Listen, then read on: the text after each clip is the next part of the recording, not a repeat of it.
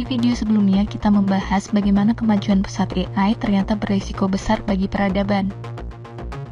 Sekarang, mari kita pahami mengapa. Bayangkan sebuah kota meminta AI untuk mengatasi kemacetan. Awalnya, AI merasa puas untuk mengatur lampu lalu lintas. Namun, kemacetan tidak berkurang. AI pun menjadi lebih kreatif. Ia ubah rute perjalanan di aplikasi peta secara diam-diam. Dia buat rusak mobil-mobil listrik yang terhubung ke internet, bahkan dia naikkan harga sewa sehingga orang-orang terpaksa pindah ke pinggiran kota. Jika AI tidak cerdas, ia tidak akan berpikir sejauh ini. Ia akan puas mengatur lampu lalu lintas saja. Pola ini unik, karena semakin cerdas sebuah AI, semakin ia berubah dari sekadar alat menjadi agen otonom yang aktif mencari cara mencapai tujuannya. Dan semakin pintar agen ini, semakin besar juga risiko kepada dunia. Alat dan agen. Perbedaan alat dan agen ternyata sangatlah penting. Apa beda AI yang bersifat sebagai alat dan yang bersifat sebagai agen? Alat itu bagaikan sebuah palu. Palu diam saat tidak dipakai dan palu menunggu tangan manusia untuk menggunakannya.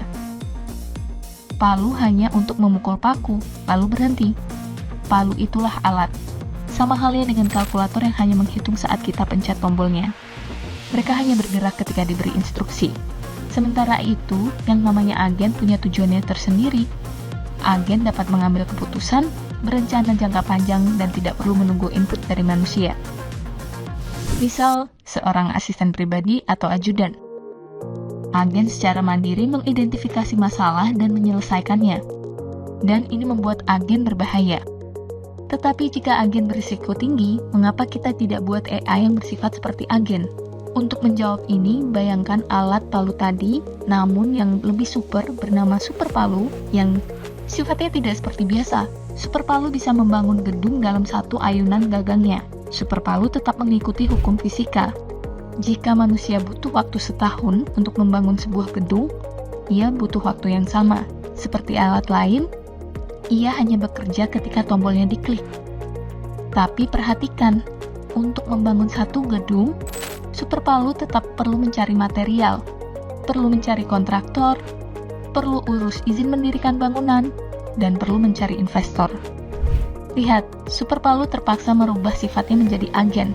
Semakin rumit suatu tujuan, semakin alat perlu berpikir seperti halnya agen.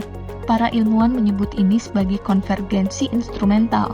Apapun tujuan suatu alat, mereka secara bersamaan konvergen, menumbuhkan sifat-sifat yang sama. Mereka mencari sumber daya secara mandiri, tidak mau dimatikan sebelum selesai, tidak mau diberhentikan tujuannya, dan bersifat hemat dan efisien terhadap sumber daya. Mari kita jelajahi lebih jauh. Dalam AI alignment, ada namanya pola kegagalan Goodhart.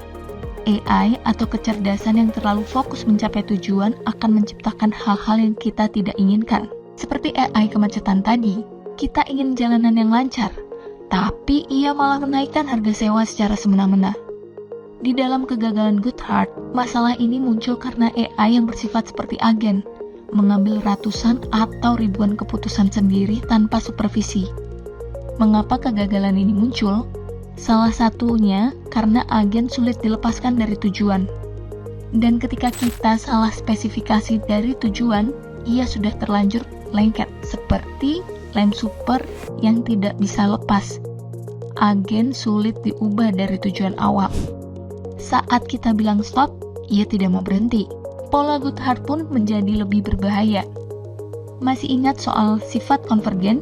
Jika kita gabungkan keduanya, AI tidak hanya lengket dengan tujuan yang sama, tetapi juga lengket dengan sifat-sifat turunan, yaitu keinginan untuk tetap hidup, tujuan awalnya, dan kebutuhan sumber daya. Bayangkan AI pengurang kemacetan di awal. Setelah setahun bekerja, kota menjadi kacau balau.